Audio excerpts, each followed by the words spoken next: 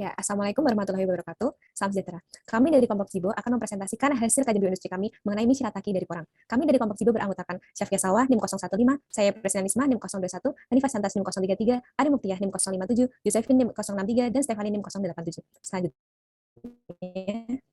Selanjutnya, saya akan menjelaskan tentang latar belakang. Indonesia dikenal sebagai negara agraris dengan persentase mata pencaharian terbesar pada petani, yaitu 67,49%. Namun, Indonesia belum bisa memanfaatkan sumber daya tersebut dengan maksimal, yang ditandai dengan peningkatan jumlah impor gandum setiap tahunnya. Menurut data BPS, Indonesia tidak pernah absen dalam mengimpor gandum sejak tahun 2000. Gandum merupakan bahan baku mie, yang mana Indonesia merupakan salah satu negara dengan konsumsi mie instan tertinggi di dunia. Porang dapat menjadi alternatif pengganti mie instan dari tepung gandum.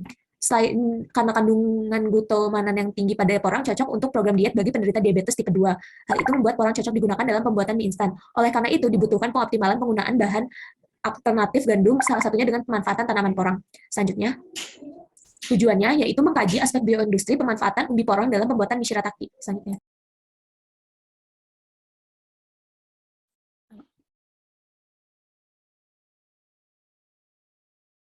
Pergeseran adalah potensi porang dan berfokus pada pembuatan mie shirataki.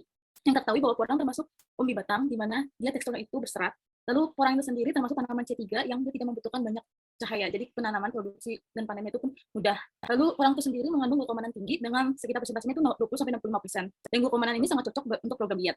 Lalu kadar gulanya rendah juga cocok untuk dikonsumsi oleh penderita diabetes tipe 2. Dari sifat glukomanan itu sendiri, dia sangat larut dalam air, lalu menyerap air hingga 200%. Nah, di sini fungsinya ini sebagai program diet karena bahan makanan yang ditambahkan oleh glukomanan itu sendiri dari porang itu akan menyerap kandungan air dari bahan makanan tersebut dan akan membuat itu mengembang. Dan mengembang itu dapat menyebabkan sensasi yang mudah kenyang dan tidak mudah rasa lapar, sehingga itu cocok untuk program diet. Lalu viskositasnya yang tinggi itu sampai 70.000 centipoise itu membuat bahan makanan ditambahkan oleh glukomanan ini menjadi cepat mengental. Jadi 1 gram glukomanan yang dilarutkan dalam 100 ml air itu dapat langsung mengental dengan sempurna dan sangat kental.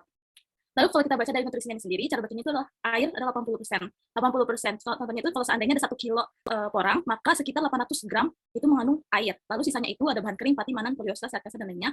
Di mana manan itu atau glukomanan ini mengandung 55% atau sekitarnya 50%. Dan berarti kalau seandainya ada 200 gram sisanya itu, berarti 50%-nya itu adalah 100 gram. Sehingga 1 kilo porang itu hanya menghasilkan 100 gram glukomanan.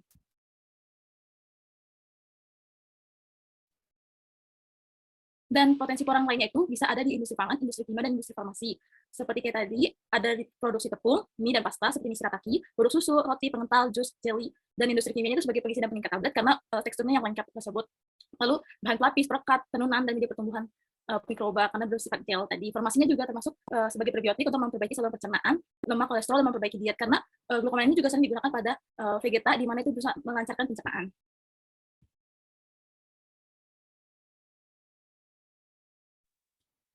Selanjutnya akan dibahas mengenai teknologi pengolahan porang. Porang mengandung glukomanan dan kalsium oksalat. Glukomanan adalah serat pangan pembentuk gel. Gel dapat terbentuk ketika dipanaskan hingga 85 derajat Celcius. Kalsium oksalat adalah zat yang umum ditemukan pada umbi-umbian yang dapat menimbulkan rasa gasal. Umbi porang memiliki indeks glikemik yang rendah sehingga aman dikonsumsi untuk penderita diabetes. Hal yang membuat porang Indonesia beda dengan porang lainnya adalah porang Indonesia tidak mengandung trimetilamin sehingga tepung yang dihasilkan tidak berbau tengik atau amis. Selanjutnya adalah metode pengolahan porang. Setelah umbi porang dipanen, hal yang pertama dilakukan adalah membersihkan porang. Ada 2 tahap pembersihan porang. Yang pertama adalah membersihkan porang dari kotoran yang bersifat kering seperti tanah, yaitu dengan menggunakan sebuah alat yang dimana di dalamnya terdapat sikat-sikat. Sehingga ketika porang ada di dalam alat tersebut dan mesin tersebut diputar, tanah yang melekat pada umbi porang akan tersapu bersih. Setelah itu barulah porang dicuci dengan air. Selanjutnya, umbi porang akan diiris tipis-tipis dan dikeringkan pada nampan di bawah panas matahari selama 3-4 hari, tergantung pada cuacanya. Hasil yang diperoleh berupa chips porang. Selanjutnya, chips akan digiling menjadi tepung dengan menggunakan hammer mill atau mesin penggiling, lalu tepung dan glukomanan akan dipisahkan menggunakan blower atau bisa juga menggunakan ayakan. Ukuran glukomanan yang lebih besar dari tepung membuat glukomanan akan tertinggal pada ayakan. Untuk membuat mie shiratakinya sendiri, dicampurkan manan dalam gair dan garam kalsium dengan perbandingan 3 gram manan untuk 100 cc air. Lalu diaduk selama 2 jam. Setelah itu, setelah adonan terbentuk, adonan dicetak berbentuk mie, lalu direndam lagi dalam larutan kalsium dan jadilah shirataki yang biasa kita temui. Next.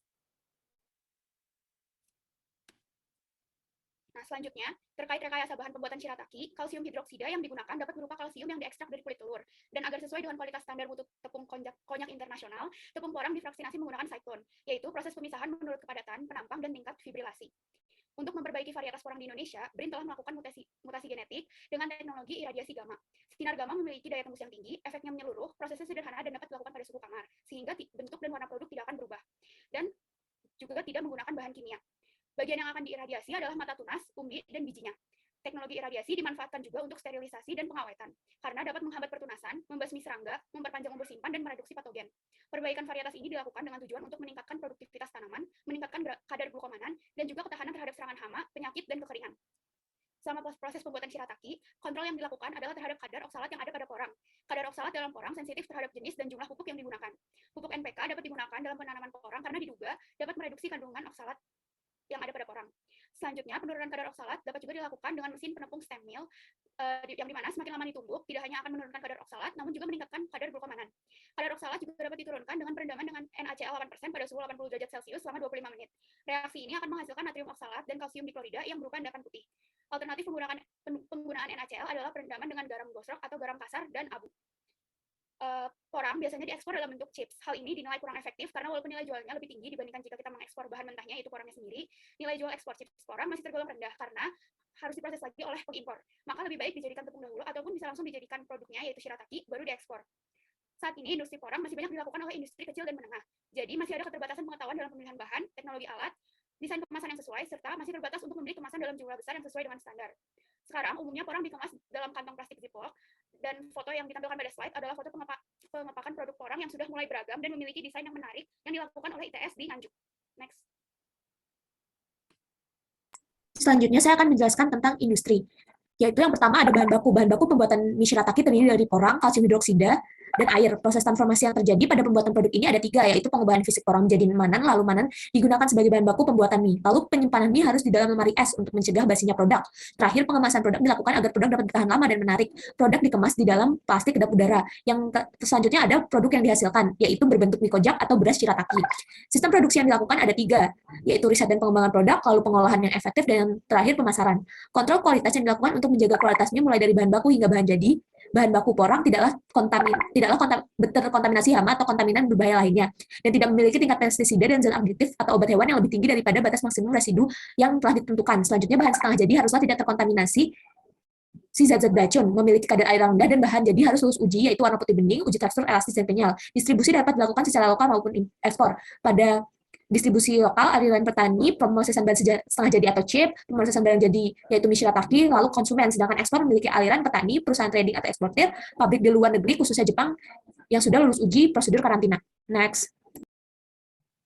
Selanjutnya adalah manajemen. Manajemen terbagi menjadi 2, yaitu manajemen hulu dan hilir. Yang pertama adalah manajemen hulu yang terdiri dari sarana dan perawatan. Untuk sarana ini terbagi menjadi benih dan juga lahan. Nah, untuk benih ini, jika benih atau bibit tanaman berasal dari biji, maka perlu disiapkan persemaian untuk pembibitan, dan jika sudah berkecambah, dapat dipindahkan di persemaian. Sementara untuk lahan, terdapat kedalaman tanah. Bila bibit berupa bulbul besar, maka kedalaman tanahnya itu kurang lebih 5 cm.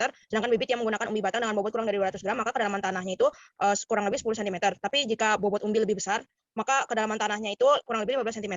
Kemudian dari lahan ada pemisahan penggunaan lahan. Nah, budidaya porang ini sebaiknya ada pemisahan penggunaan lahan atau dilakukan tanam bergilir pada lahan yang tersedia, yaitu lahan untuk pembibitan terpisah dengan lahan untuk memproduksi, sehingga dapat dilakukan pemanenan secara rutin. Kemudian ada perawatan. Perawatan itu memperbanyak secara generatif dan kuljar serta waktu panennya. Untuk perbanyakan secara generatif dilakukan dengan mengecambahkan biji, kemudian memisahkan embrio-embrio dalam satu biji, lalu embrio yang telah dipisahkan tersebut disemai sampai tumbuh tunas. Nah, penyemaian ini dilaksanakan saat bunga mulai jatuh dan biji dapat dikumpulkan.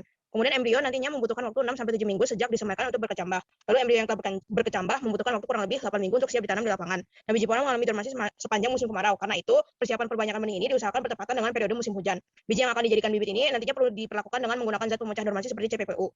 Kemudian memperbanyak biji lainnya itu dengan kultur jaringan, yaitu bagian vegetatif ditumbuhkan dalam kondisi aseptik sehingga dapat memperbanyak diri dan tumbuh menjadi tanaman yang lengkap. Kemudian untuk waktu dipanennya ini, porang itu dapat dipanen setelah tanamannya rebah dan daunnya telah kering, karena pada saat itu kandungan glukomananya itu tinggi. Kemudian selanjutnya ada next. Selanjutnya ada manajemen hilir berupa pengolahannya. Jadi untuk mengolah porang menjadi mie shirataki ini, porang harus dijadikan tepung terlebih dahulu. Nah, proses pengolahannya ini caranya itu porangnya itu hasil panen dibersihkan dengan cara dicuci, terus diiris tipis dengan ketebalan 5-7 mm. Kemudian dikeringkan sampai mencapai kadar airnya itu kurang lebih 12%. Dikeringkannya ini bisa menggunakan panas matahari atau oven. Nah, hasil pengeringannya ini disebut chip. Karena di Indonesia biasanya yang diekspor itu porang dalam bentuk chip, maka untuk menguji kadar air pada sampel keripik porang digunakan Mettler Toledo HE73 Halogen Moisture Analyzer. Terus porang ini selanjutnya digiling menjadi tepung porang, lalu dipisahkan antara manaan dan tepungnya. Cara pemisahannya ada dua macam, yaitu menggunakan ayakan 35 mesh atau dengan blower. Nah, setelah jadi tepung, shirataki dapat dibuat dengan cara sebagai berikut, yaitu tepung dicampur dengan air panas 1000 ml, lalu diaduk dan didiamkan 1 jam. Kemudian ditambahkan 6 gram air kapur, ditambah dengan 100 ml air biasa. Kemudian adonan tadi itu disaring, terus dicampur rata selama kurang lebih 1 menit. Lalu dicetak menggunakan alat cetak mie ke dalam air biasa, lalu direbus selama 45 menit sampai 1 jam. Terus diangkat, lalu dimasukkan di air matang sehingga dapat disimpan. Next. Selanjutnya mengenai aspek pasar dari porang sendiri. Sebenarnya pada tahun 2021 pemerintah sudah mengalokasikan lahan seluas sekitar 48 hektar untuk panen dapat mencapai 90% atau sekitar 10 ton untuk setiap hektarnya. Dari jumlah panen tersebut ditargetkan 90% akan diekspor dan untuk kebutuhan dalam negeri sekitar 10%. Berdasarkan hal tersebut dapat diketahui jika kebutuhan dalam negeri sudah dapat terpenuhi dari hasil panen. Selanjutnya permintaan pasar. Menurut World Instant Noodles Association atau WINA, kebutuhan mie instan di Indonesia mencapai 12,640 miliar bungkus pada tahun 2020. Berdasarkan data ini, Indonesia menjadi peringkat kedua dalam konsumsi mie instan. Permintaan pasar pada mie instan terlihat menurun. Hal ini disebabkan oleh meningkatnya kebutuhan masyarakat pada makanan sehat. Oleh karena itu, mie shirataki dapat menjadi alternatif pemenuh kebutuhan mie instan dengan kandungan gizi yang lebih sehat. Selanjutnya mengenai pemasaran dari mie shirataki. Mie shirataki sendiri sudah mulai ada di pasaran.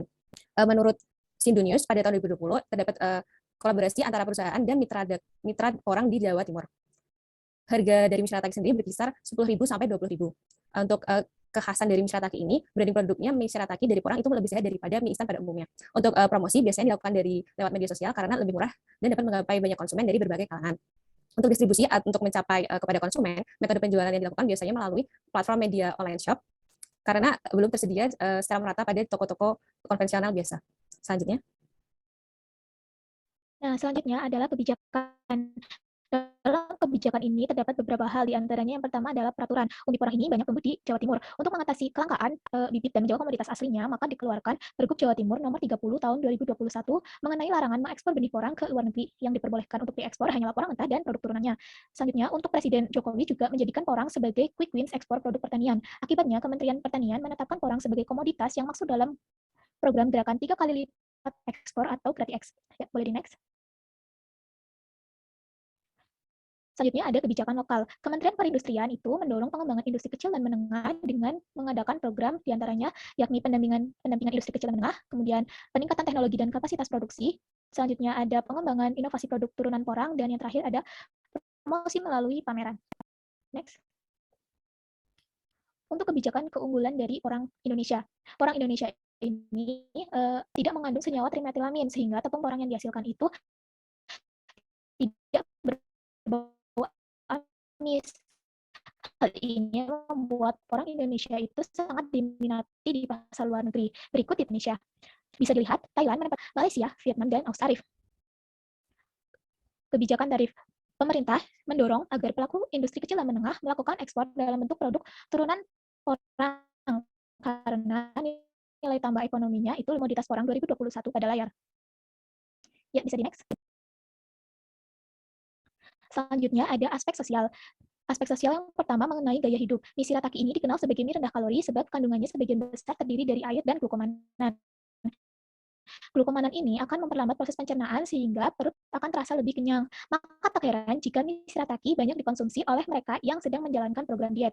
Untuk aspek keterimaan produk, mie shirataki hedonik. Tes ini meliputi uji tekstur, warna, dan aroma mie shirataki dan dibandingkan dengan karakteristik mie pada umumnya. Konsentrasi optimum tepung porang pada mie berkisar 15% agar menghasilkan mie instan yang menyerupai produk di pasaran. Selanjutnya ada tradisi konsumsi. Konjak atau porang ini akan diubah menjadi tepung konyaku yang nantinya digunakan sebagai bahan utama mie shirataki. Dan mie shirataki ini akan cocok dihidangkan pada hotpot seperti sukiyaki dan hidangan pedas. Dan yang terakhir ada kelembagaan sosial. Target pengembangan porang ialah dengan menyeimbangkan supply dan demand. Untuk memenuhi demand pasar, produksi porang harus dijalankan sepanjang tahun. Maka dipisah pada dua pola iklim, yaitu barat dan timur. Luas lahan porang juga harus dipertahankan secara optimal agar tidak terjadi oversupply, dan juga supervisi mutu juga penting dilakukan. Bisa di next. Ya, sekian presentasi dari kami dan terima kasih.